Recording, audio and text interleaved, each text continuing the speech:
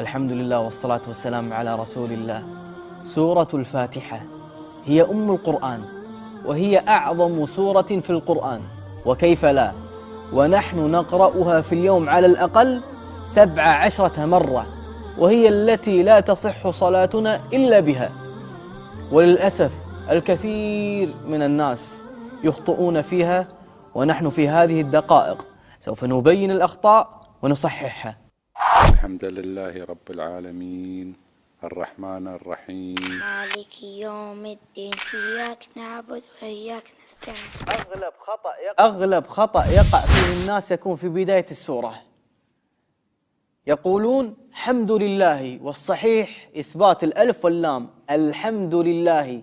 ولا بد هنا أن نركز على حرف الدال، لأن بعض الناس تسكن الدال فيقولون الحمد لله، وبعضهم يفتحون الدال فيقولون الحمد لله، وبعض الناس يبدل الدال إلى تاء فيقولون الحمد لله، وكله أخطاء، والصحيح الحمد لله.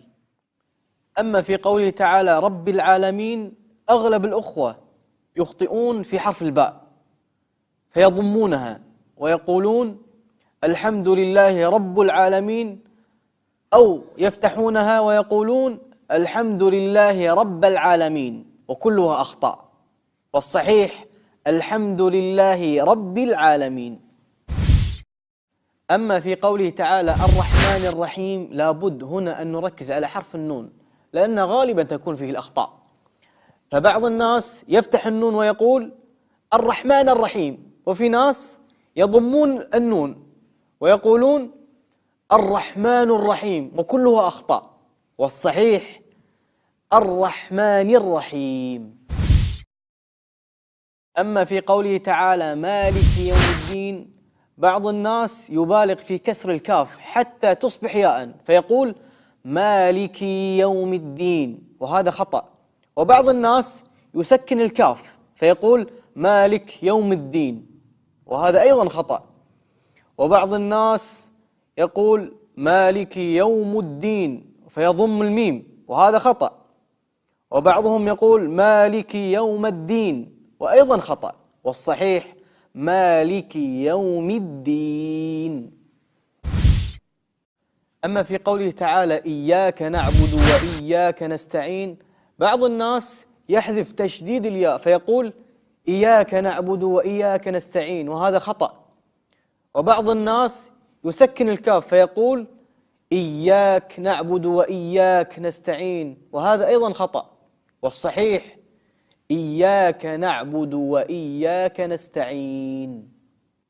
وبعض الناس يكسر الباء فيقول إياك نعبد وإياك نستعين، وهذا خطأ. وبعضهم يسكن الدال فيقول إياك نعبد وإياك نستعين، وهذا خطأ أيضا، والصحيح إياك نعبد وإياك نستعين. أما في قوله تعالى اهدنا الصراط المستقيم، في ناس يبدلون القاف إلى الغين فيقول اهدنا الصراط المستقيم، وهذا خطأ، والصحيح اهدنا الصراط المستقيم. أما في قوله تعالى صراط الذين أنعمت عليهم، بعض الناس يحول الذال إلى زاي فيقول صراط الذين أنعمت عليهم، وهذا خطأ. وبعض الناس يحذف الهمزة فيقول صراط الذين أنعمت عليهم، وهذا أيضا خطأ، والصحيح صراط الذين أنعمت عليهم. أما في قوله تعالى غير المغضوب عليهم ولا الضالين، بعض الناس يبدل الغين إلى القاف فتصبح غير المغضوب، وهذا خطأ، والصحيح غير المغضوب.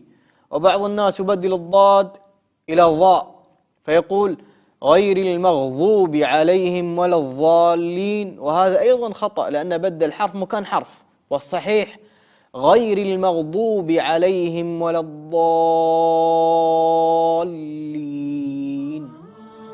أسأل الله تعالى أن يبارك لنا في هذا العمل واعلم أنك لو نشرت هذا المقطع وكنت سببا في تغيير تلاوة بعض الناس، في كل صلاة يصلون لك فيها أجر بإذن الله تعالى، والحمد لله رب العالمين.